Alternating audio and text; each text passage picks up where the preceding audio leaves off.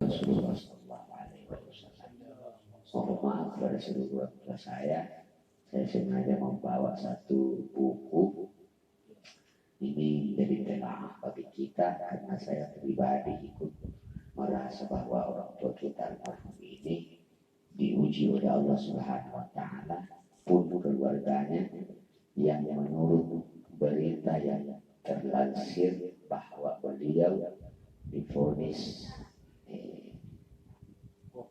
COVID-19 yang merupakan pandemi. Maka pada kesempatan ini semoga keluarga besar beliau almarhum ini yang sebagaimana kita saksikan bersama di live oleh adik saya, mereka adik kakak kita yang ditinggal oleh beliau minimal apa yang disampaikan oleh Nabi Sallallahu Alaihi Wasallam pada karya tulis Syekh Muhammad bin Hanafi dalam khasa'is umat Muhammadiyah ini menjadi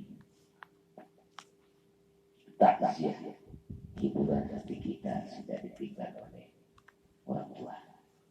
Yang mana tadi kita sempat mendengarkan bahwa beliau almarhum ini salah satu karakter beliau adalah suka mengunjungi famili, sanak saudara, sahabat-sahabat sewaktu beliau masih hidup. Bapak Ibu yang dimuliakan Allah Subhanahu Wa Taala, kita sama memahami, sama pernah mendengar dalam Sahih Bukhari bahwa penyakit ta'un, wabah, penyakit menular, ketika umat Muhammad ditimpa penyakit seperti ini lalu meninggal dunia, dikategorikan mata syahidan. Dia orang yang mati syahid. Itu dalam Sahih Bukhari yang ada. Ini hal menunjukkan bahwa wabah sejak dulu ta'un dalam istilah hadis, kalau istilah sekarang mungkin pandemi masuk ya. Ujian Allah Subhanahu Wa Taala kepada hambanya liman syaa min ibadi. Kalau dalam hadis sahih bagi hamba Allah yang dikehendakinya. Maka ini menunjukkan salah satu keistimewaan umat Rasulullah SAW. Sakit pun masih dikategorikan orang yang dibanggakan oleh Allah Subhanahu Wa Taala. Terus selanjutnya dalam buku ini itu luar itu ditinggal. Allah Subhanahu Wa Taala menggembirakan orang-orang yang mendapat ujian. Dalam satu hadis Nabi Sallallahu Alaihi Wasallam dikatakan, Innal 'abda idza sabaqat lahu min Allah manzilah. Sesungguhnya seorang hamba bila sudah diputuskan bahwa dia memiliki tempat dalam surga, lalu falam yablugha bi'amalin, lalu ketika dia terlahir di dunia, hidup di dunia ini, dia tidak mampu mencapai pangkat derajat itu dengan amalnya.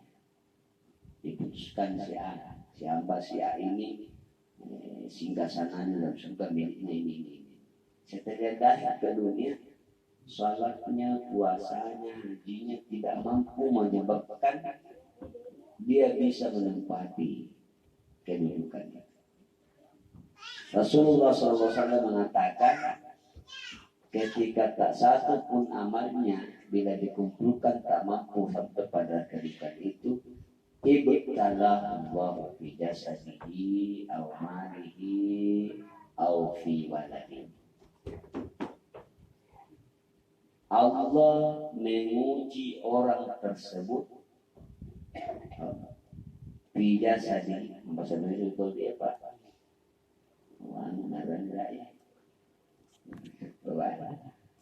Allah menguji orang itu baik pada jasadi tubuhnya, atau mali hartanya, atau anak-anaknya. Summa sabar, lalu dia bersabar. Ada dalil menghadapi ujian itu hatta yuballighahu manzilata, hingga itulah hal yang menyebabkan dia sampai ke tempat itu.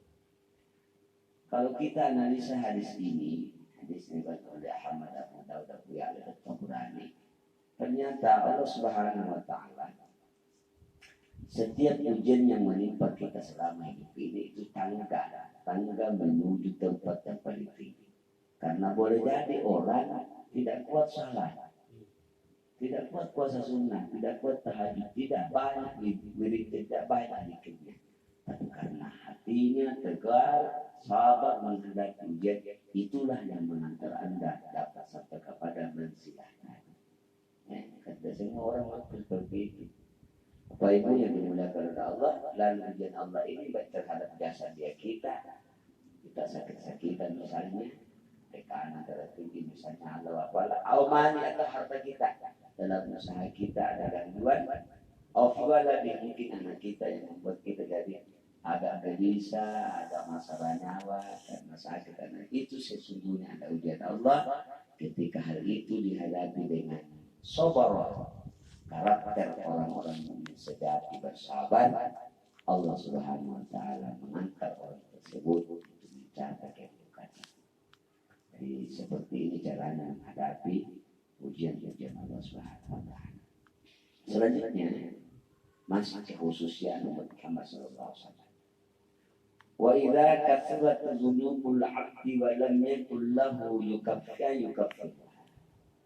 Ketika seorang hamba punya banyak dosa dan tak satu pun amaliannya yang dapat menghapus dosanya tersebut, ibtalahu Allah bil hazn. Allah mengujinya dengan duka cita. Dengan ujian yang duka itu liyukaffiraha yang mampu menghapus dosa-dosanya. Semua orang kalau manusia biasa pasti punya kesalahan dan dosa. Ternyata ujian Tuhan menghapus dosa kita.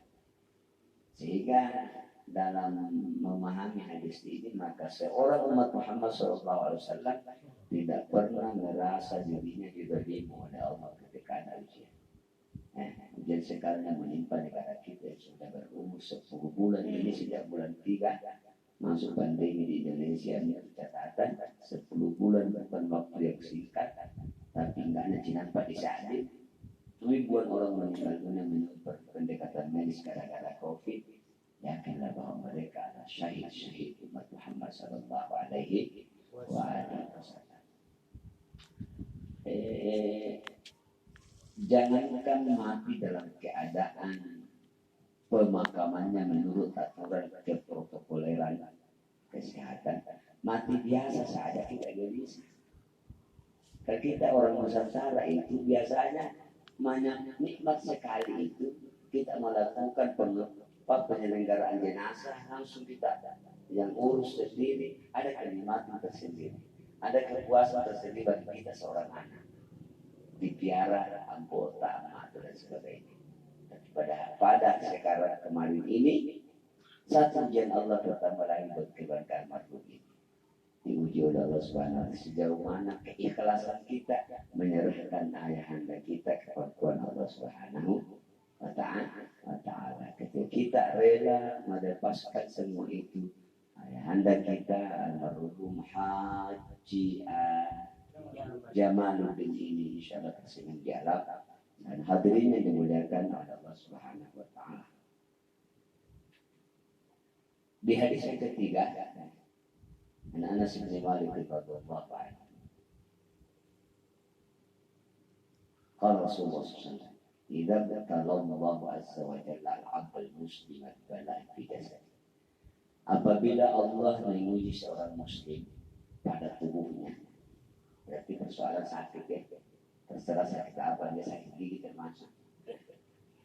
Kalau Allah azza wa jalla Allah mengatakan kepada malaikat, uktub lahu salihah amalihi alladhi kana ya'mal. Tulislah malaikat bagi hamba yang sakit dari itu salihah amalihi alladhi kana ya'mal. Semua perbuatan yang dia lakukan, yang perbuatan baik, tulis semua. Wa in syafahu, jika Allah menyembuhkan orang tersebut, wasalahu wa takhara, sesungguhnya Allah mencucimu dan memandikanmu. Ketika seseorang usai mandi, kotoran, noda sudah terlepas. Orang yang sembuh dari penyakitnya, ini hadis, maka dia sesungguhnya orang yang keluar dari kandungan ibunya. Begitu hebatnya umat Muhammad Sallallahu Alaihi Wasallam. Ada di jurau ngomong ya, ada ya mau tapi salah satu keutamaan Muhammad sakit pun itu adalah tanda itu mendapat derajat yang tinggi. Wa in kabadahu, kalau Allah mencabut nyawanya, tadi kan disebutkan. Dan jika Allah mencabut nyawa, mewafatkannya, ghafaralahu wa rahim, Allah merahmatinya dan mengampuninya. Bayangkan kekhususiaan umat Muhammad sallallahu alaihi wasallam. Jadi sementara kita harus yakin bahwa bagaimana ini anda kita diampuni rahmati Allah Subhanahu wa taala. Karena begitu sabar menghadapi ujian Allah Subhanahu wa taala. Diponis C19, entah itu benar atau itu bukan urusan kita karena bukan hadinya. Yang jelas beliau wafat dalam keadaan sakit dalam ujian Allah Subhanahu wa taala. Hadis yang selanjutnya. Cepat. Ini menarik, tadi ini saya baca sore hari menarik sekali. Padahal Quraisy diwasi seluruh masih saya tambah ini. Ruwi an Ibnu Mas'ud radhiyallahu anhu qala sallallahu ajabul lil mu'mini wa jaz'ihi binas saqam. Ada keajaiban bagi seorang mukmin. Keajaiban yang luar biasa dari oleh mukmin Muhammad. Walau kana ya'lamu ma lahu minas saqam. Keajaiban yang ketika ditimpa penyakit. Andai orang mukmin tahu hakikat di balik penyakit itu, ahabba iyakuna saqiman lidah. Dia akan minta sakitkan aku dari secara kata Nabi. Ada keajaiban bagi orang mukmin yang sakit. Andai orang mukmin tahu hakikat di balik sakitnya itu, dia akan meminta kepada Tuhan. Pasti tahu lah formal ini. Lalu formalnya. Nah, bos. Sumaina Rasulullah rafa'a Rasulullah lalu Rasulullah melihat ke langit, fadhahik. Lalu Rasulullah tertawa, tersenyum. Kita lain bid'ah bicara Rasulullah. Faqila ya Rasulullah, mimma rafa'ta ra'saka ila-sama' fadhahikna. Apa gerangannya Rasul, kau melihat ke langit lalu kau ketawa, kau tertawa, kau tersenyum. Maka Rasulullah SAW dalam mengatakan, ajibtu min malakaini. Aku heran melihat dua malaikat Allah. Karena yaltamisani abdan, dua malaikat Allah ini mencari hamba-hamba Allah di musallan di masjid. Karena sanifi padahal yajidhu, tapi dia tak satu yang dia dapatkan. Salat. Dua malaikat Allah yang mencari hamba-hamba Allah yang ada di musallah. Faraja'an, keduanya kembali. Faqala, dua malaikat ini mengatakan kata Nabi, ya Rabbana, wahai Tuhan kami, abduka fulan, hambamu ya Allah si anu, kunna naktubu lahu fi yawmihi wa lailati amalahu alladhi kana yaf'al. Kami menulis amaliannya di malam dan di siang hari yang dia lakukan. Fawajadnahu habastahu min hibana. Hamba yang dicari dua malaikat di masjid ini ternyata tidak hadir, ternyata sakit. Pada sahabat lain, kemudian dari masjid, tapi nanti malaikat dia tidak hadir. Dia lapor, ya Allah, itu hamba-Mu suruh kami melakukan tulis amalian di malam dan siang hari. Ternyata fawajadnahu, kami mendapatinya habastahu min hibana, ay amrullah. Ternyata dia sakit, ya Allah. Seolah-olah mereka mengatakan apa-apa yang harus kami lakukan. Padahal Allah yang dosa banyak. Kalau Allah Tabaraka wa Ta'ala, Allah SWT mengatakan, uktubu li'abdi amalahu alladhi kana ya'malu fi yawmihi wa lailati wa la tanqusu min syai'. Tulislah bagi hamba-Ku, wahai malaikat, amalnya yang telah dia lakukan di siang dan di malam hari, jangan kamu kurangi sedikit pun. Wa alayya ajruhu mahabastah. Selama aku menahan di rumahnya, dia tidak muncul ke masjid gara-gara sakit, aku yang mengurus pahalanya itu. Walahu ajru makana ya'mal. dan tetap dia mendapatkan pahala apa yang dilakukan sewaktu sehatnya. Luar biasanya umat Rasulullah Sallallahu Alaihi Wasallam itu anak membiasakan sesuatu kebaikan ketika tiba waktunya kita tidak sempat, Allah menulis kita masih melakukannya jalan.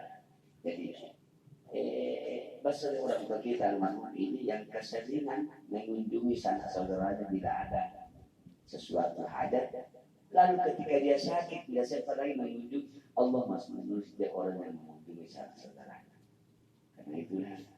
Karena itulah membiasakan kebaikan adalah hal yang dituntut oleh Allah agama. Pada itu nasihatnya telah kita oleh berhadirin dimuliakan oleh Allah Subhanahu Wa Taala.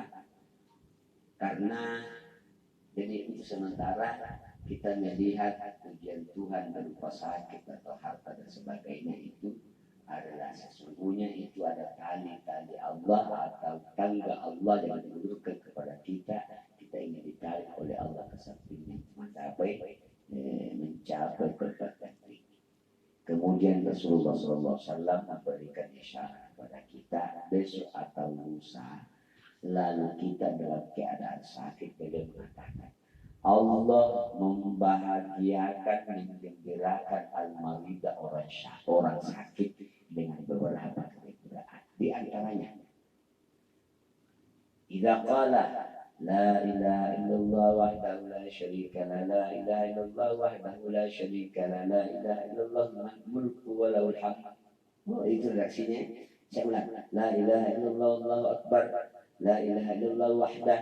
La ilaha illallah la syarika la ilaha illallah lahul mulku wa lahul hamd.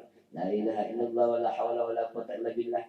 Kalau dia mengucapkan hal ini ketika dia sementara sakit, summa mata, kemudian dia meninggal dunia, fidzalika yaum, pada hari itu, atau fidzalika lail, atau pada malam itu, atau fidzalika syahr, atau pada bulan itu, ghufira lahu dosanya diampuni oleh Allah. Ini menunjukkan kepada kita ketika kita sakit dan berpisah dengan zikir.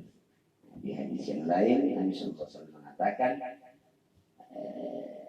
An-Nabi Sa'id wa Abu Hurairah annahu ma syahida Rasul annahu qala, siapa yang mengucapkan ketika sakit la ilaha illallah Allahu akbar, la ilaha illallah, la ilaha illallah wa wahdah, la ilaha illallah wahdahu la syarika lah, la ilaha illallah wahdahu la syarika lahu wal hamd, semua itu dijawab oleh Allah. Kemudian dia meninggal dunia, lam taqa'am nar, dia tidak akan disentuh oleh neraka.